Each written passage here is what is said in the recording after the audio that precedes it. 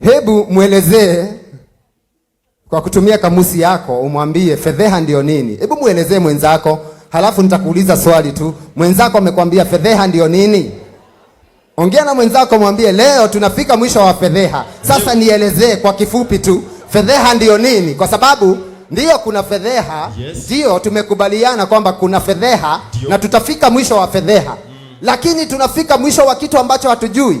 Kweli. Bwana asifiwe. Amina. Kwa hivyo lazima tusemezane, tuseme ya kwamba ndio tunafika mwisho.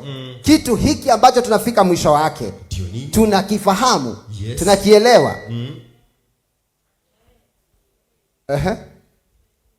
Kuna wao wameelezewa, wanaogopa. Nami nitakujibu ya kwamba tukiingia katika maandiko tutakuja kujua fedheha ndio nini. Samueli wa kwanza 18 mstari wa 3. Samueli wa kwanza 18 mstari wa 3. Na tusome Samueli wa kwanza 18 kuanzia mstari wa 3. Yonathani akafanya agano na Daudi kwa sababu alimpenda kama nafsi yake mwenyewe.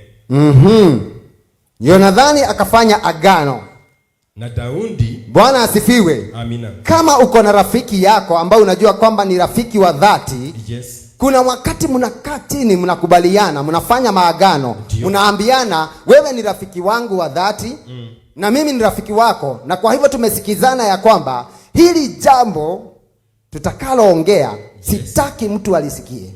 Sitaki mwingine. Ni kweli. Kusiwe na mtu wa tatu ambaye atafahamu haya mambo. Bwana asifiwe. Amina. Kwa hivyo ni kwamba kuna siri ndani ya watu wawili. Amen. Sasa hapa kuna mtu anaitwa Daudi na Yonathani wameketi wakaambiana, ukibarikiwa mbele yangu usije ukanisahau. Amina. Nami nikibarikiwa ama nikifanikiwa mbele yako sitaja kusahau. Amen.